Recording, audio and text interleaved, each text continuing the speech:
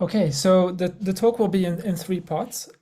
First, I'll describe, just the basics of what is an encrypted mempool and the design space. I'll talk about the motivation in part two, and then kind of the fun part three, the more technical part where we talk about metadata, because it's all well and good to encrypt the payload of a transaction, but really all the metadata that comes with it also needs to be encrypted. Okay, so what is the simple framework of an encrypted mempool? Really, the key idea is that you want to encrypt your transaction off chain before it goes on chain, and you want to have some sort of commitment to the inclusion, to the ordering of that encrypted transaction before you decrypt. So you have encrypt, commit, decrypt, and then execute. And one of the questions you might ask is, does this kind of add latency to the whole user experience? And the answer is not necessarily. Like, you can do all these three steps in one slot, all in one go behind the scenes. So one of the important things that you need for the encrypted mempool is some sort of encryption scheme that guarantees that the ciphertext will eventually be decrypted. Like commit reveal doesn't work, as Quintus alluded to. And there's basically 5 different families of encryption that I've identified with this property. So you can have basically private end-to-end encryption, where you have a centralized entity that's maintaining this encrypted mempool. So that would be Flashbot Protect. You can have enclave-based encryption, where you're trusting the integrity of SGX.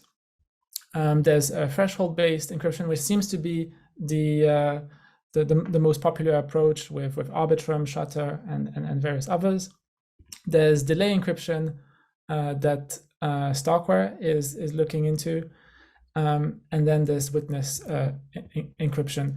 Witness encryption, if you're not familiar with it, it's a very, very powerful primitive which allows you to have arbitrarily complex and flexible decryption predicates. So you could say decrypt if something happens. Like for example, you can have a snark of an arbitrary statement be a decryption. So one example could be, if the chain has finalized, the chain that includes the encrypted transaction has finalized, then decrypt. And so you can think of witness encryption as being a generalization of all these other decryption mechanisms. Now, in terms of readiness, we already have things like Flashbot Protect, and I believe that the technology is like fundamentally ready. SGX is there to have things like enclave-based encrypted mempools, and threshold encryption is also pretty much there. Delay encryption, one of the hard bits there is that you need a VDF ASIC. We actually, by we I mean the Ethereum Foundation and Protocol Labs, actually went through the effort of designing an ASIC, and we have samples. So we've manufactured samples, and they're going through the process of being packaged right now, and they'll be tested in a few weeks. And witness encryption is basically this moon math kind of piece of cryptography, which is not at all ready right now. Now, one of the important things that I want to highlight here, and this is where I kind of disagree a little bit with Phil and Quintus, is that you can have perfect encryption. Basically, as a user, you can leak no information, but you can still be not blind to user outcomes. So basically, the encryption system itself can be aware of the transactions that it's manipulating, and it does not have to randomly include these ciphertexts or blindly include them on chain. It can actually kind of look under the cover of the encryption in such a way that the user doesn't have to leak any information. So that's called like homomorphism, where basically you're given ciphertexts, encryptions of messages M1 and M2, and you can compute functions on these functions, on these encryption ciphertexts. And it's actually trivial to do homomorphisms in the trusted context, right? So if you have an encrypted mempool like Flashbot Protect, they get to decrypt privately the transactions, and they can run the functions on that. And it's the same thing for SGX, right? SGX, you have the in-flight encryption between the user and the enclave, but then the enclave will have plain text access to the message. But then, as you become more and more sophisticated in your encryption mechanism, the homomorphisms become more and more complicated. Okay, so motivation on why do we want encrypted mempools? I think there's basically two reasons. One is front running, and the other one is censorship. So front running is easy. Is this idea that if you can't see the payload of a transaction and you can't see the metadata, then you can't kind of meaningfully front run transactions. So for example, a sandwich, if you want to sandwich a transaction, you need to know which pair is being hit. You need to know that it is a trade in the first place. You need to know the size of the transaction, etc., etc.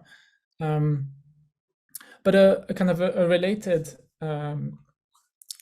aspect is centralization. So one of the bad things of MEV is that this centralization force, and we can ask ourselves, why is there centralization? And basically, there's the centralization because some sophisticated entities can have an edge in producing blocks and being part of this MEV pipeline.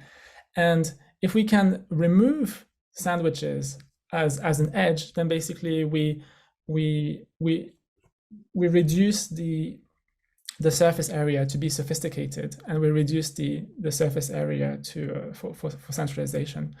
So in this slide, basically, I distinguish multiple types of MEV. There's kind of the positive MEV, which arbitrage and liquidations, basically things that the designers of the application actually want MEV extraction to happen because it leads to outcomes for the decentralized application, like prices being arbitraged. But there's the bad stuff which is moving. So it's kind of a great coincidence that encryption kind of removes the bad stuff and keeps the good stuff, and also helps with centralization. Now, the other thing I want to highlight is around censorship. So one of the kind of counter arguments that you might have around encrypted mempools helping with censorship is you could say that some entities in this MEV pipeline will say, I will just not include any encrypted transactions, or at least I won't include them unless you tell me that that they don't touch certain addresses. So you could imagine, for example, a block builder saying, I will only include your encrypted transaction if there's an accompanying snark saying that it's OFAC compliant. And the one of the things that we want to try and do is basically make encryption the default in such a way that if you want to have this very naive strategy of saying I will not include a certain type of transactions, then you need to not include all the encrypted transactions. And the reason here is that if you include an encrypted transaction, you don't know whether or not it passes your filters. So you have to remove everything, and so you have a massive handicap as a censoring builder. Like the only thing that you can see in the clear and you can really have an edge on is these arbitrage transactions, but you lose basically the tips for transactions. Okay, so now the final part on the metadata. So one of the things to realize is that when you make a transaction, there's all sorts of metadata that is being leaked. So there's IP address of the sender, there's the size of the transaction, there's who the sender is, the tip, the amount that's being paid, there's the gas price for the tip, there's the gas limit, there's the nonce, there's the signature, and there's even like more subtle things like the timestamp, the moment in time at which you post a transaction. And my claim, which is maybe a rather strong claim, is that you can you can prevent all leakage. Like you can basically have no privacy leakage whatsoever for any of these things. And it's a matter of going through them one by one, and for each trying to find an appropriate solution to not leak the piece of metadata. So for IP address, we have Tor. That's kind of an easy one. For the signature, well, one of the complications here is that usually signatures don't really leak information. There are some signature schemes that do leak information, but here it's more about transaction validity. So you want to somehow convince that your transaction is valid. Your encrypted transaction is valid to the builder who will include it in the block. And one of the things that we can do here is basically use a snark. And a snark has several parts to it. So it has a public input, it has a private witness, and it has a statement that's being proved in zero knowledge. And so for the signature, what is the public input? Basically, the user is saying, here's my transaction ciphertext. That's part of the public input. And here is the state root of the Ethereum blockchain, which is also public. And then what the user wants to do is try and convince them that the encrypted ciphertext has a valid signature. And so what they'll do is that, what does it mean to verify a signature? It means that you go fetch the associated pub key, you validate it against the state root with a Merkle proof, and then you prove in zero knowledge within your snark that your Merkle proof is valid, and that the signature is valid. And then basically you can do the same thing for every single piece of metadata. So for the gas payment, it's a very similar thing, right? Every account on Ethereum has a balance, and you want to go authenticate this balance against the state root and prove that the Merkle proof is valid. And then what's specific to the balance is basically you want to prove an inequality. You want to show that the sender balance is sufficient to pay for the gas cost, for example, the full gas limit, given the base gas price. Again, same thing for the nonce, right? Like every account not only has a pub key associated and the balance, but it also has a nonce. Same story here. And there's a little subtlety here around the replay tag. So one of the reasons that we have nonces is basically as an anti-DOS mechanism.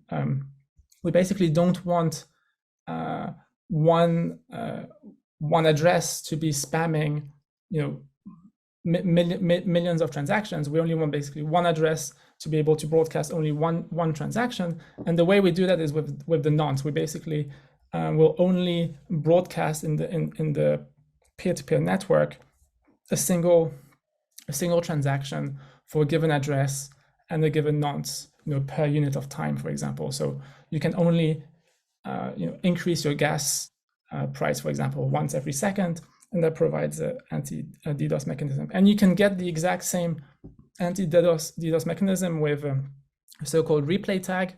And one way to do it is to basically have an encrypted nonce in a way, where basically you hash the nonce and the private key. And so that's going to be a unique piece of information, a tag for your address and nonce tuple in such a way that you, if you were to try and spam the peer-to-peer network, then people would realize that the same replay tag is coming over and over again. Great. Now, one of the kind of the cool things is thinking about obfuscating the size of the transaction. So one idea here is to pad to the closest power of 2. You have transactions of various sizes, and just by looking at the size, you might think, okay, this is a Uniswap transaction, and this is a transfer, for example, because it's smaller. And so, what if we just pad to the closest power of 2? And I think this is a great solution that gets you 80% of the way there. But there's a couple kind of deficiencies of this solution. The first one is that you get imperfect packing. And the reason is that you have to pay for these padding bytes, these 0 bytes that you have. You have to put them on chain, and you have to pay for the data availability. So there's these little white squares that you have to pay for, which is a bit suboptimal. And the other thing is that you have imperfect privacy because even though you're padding to the closest power of 2, there's still going to be different transaction sizes. And so one of the suggested solutions is basically to use homomorphism, something which is trivial to do with SGX and harder to do with other types of encrypted mempools. But let's go. Let's see how homomorphism can help us. Well, basically, what we're going to do is we're going to apply a function which is the tight packing function. The function just takes the plain text and just packs them as close as possible, and then outputs a full block of the maximum size. So if the maximum size of your block is, let's say, 100 kilobytes, which corresponds to, I don't know, a gas limit of 30 million gas, well, you're just going to pack everything within that. And one of the nice things here is that you get both the optimal packing and the optimal privacy. Now, I don't have much time, so I'm just going to skip ahead. But basically, you can do the same thing when you're packing. You can also take into account the gas price, and you can do prioritization based on that or based on access lists. And I guess one of the things that I only realized recently is that we might actually be able to even hide something a little counterintuitive, which is the timestamp of the transaction. Like, one might think that when you broadcast a transaction, it's kind of fundamental to leak the timestamp, but maybe it's not. And basically, the idea here is that the peer-to-peer gossip network can handle a maximum number of transactions. Let's say it can handle 1,000 transactions per second being gossiped around. And so what we can do is that if at any point in time we're under this maximum capacity for the peer-to-peer network, we can broadcast dummy transactions that look exactly like real transactions because they're encrypted. You can't distinguish them, but you have this magic homomorphic function that operates on the plain text that is able to filter out the dummy transactions. So as an observer of the mempool, you're just observing a constantly saturated mempool that's processing 1,000 transactions a second.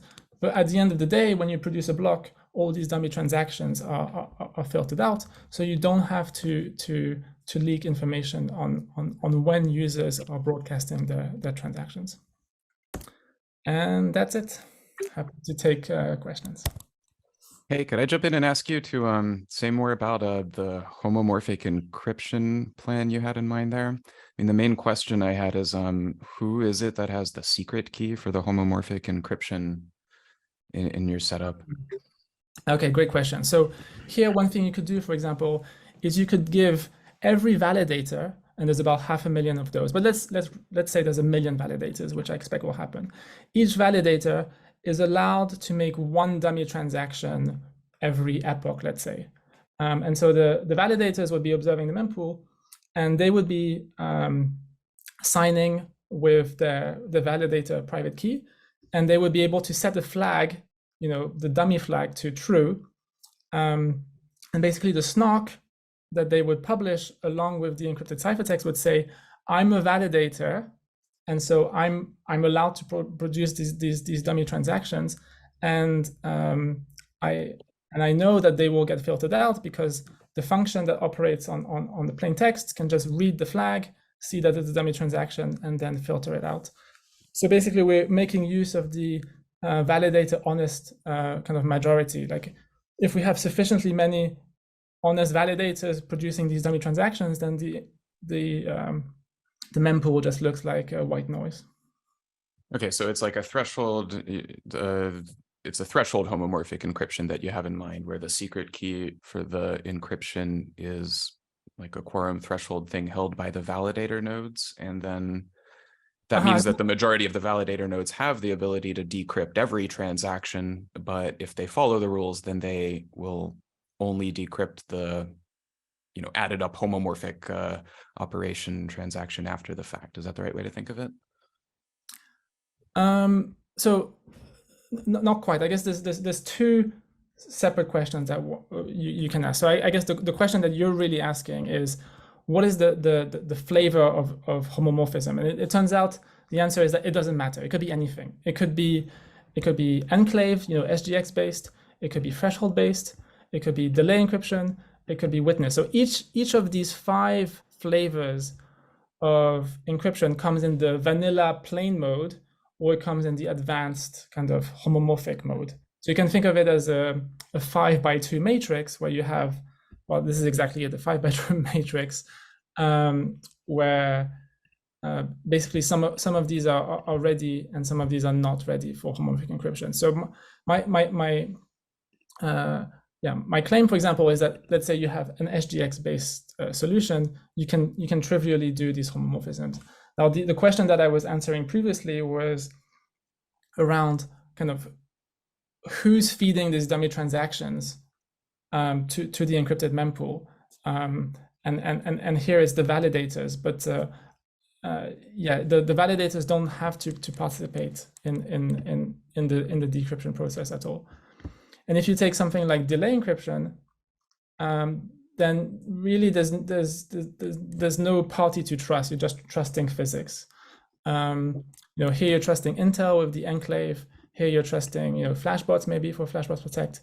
Here trusting a committee, but here with delay encryption, you don't have to trust anyone. So just to make it a little bit more concrete, you have 1,000 transactions a second that are coming in, and they have the property that in 10 seconds, they're all automatically decrypt. So that's the delay part. But they also have, in addition, a homomorphism property where you can take these transactions and kind of do operations on them in such a way that you go actually build the block while you're going through the process of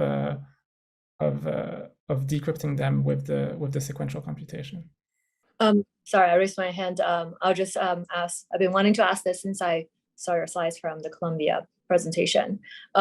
So on which dimension or which dimensions do you think are actually meaningful when we evaluate privacy solutions in the context of MEV mitigation or MEV solutions? You labeled, I think, one of the axes is sophistication, and multiple other dimensions. But I guess, can you sum it up for us? Technical properties, economics. How do you think about this?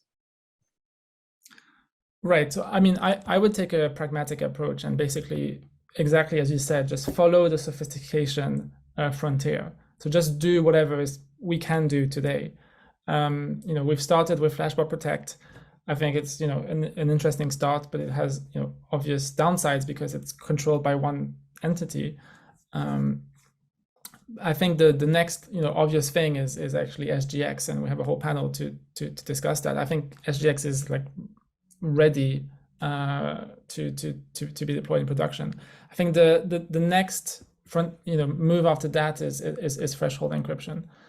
Now, one of the reasons why I kind of put soon for homomorphic threshold encryption is because of basically FHE. So you can take an FHE scheme and you can just thresholdize it by splitting the private key basically.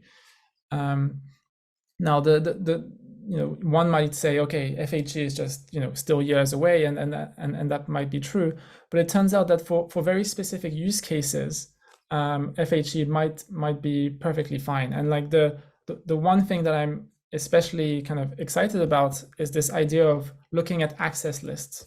So I have a little where is it? Yeah, so here I have this this optional access list comment, which basically says each transaction can come with an encrypted access list, which will be readable in plain text by the homomorphic decryption mechanism. And what you can do is you can try and just pack your transactions in such a way that you have disjoint access lists. And it might turn out that this is kind of good enough in practice. You don't have to run the whole EVM within FHE. You only have to compare access lists. And it turns out that comparing access lists is a so-called low depth circuit. So when you're designing these circuits a little bit like SNOCs, you want to make sure that they're small, but for FHE specifically, you want them to be low depth. And you can do that for access list comparison, which might mean that FHE is kind of will be ready for the purpose of building optimal enough blocks sooner than people might expect. And then if we talk about the long term, are we going to have an encrypted mempool within the layer 1 Ethereum? And I think this will only happen if we have delay encryption, because that's the one thing that's like really trustless. You're not relying on the committee. We've been trying to get rid of committees. Obviously, the first two are not applicable for layer 1 Ethereum because you're trusting companies. But delay encryption is the thing that could be enshrined in layer 1. But I think we're talking maybe half a decade away before things are fully mature.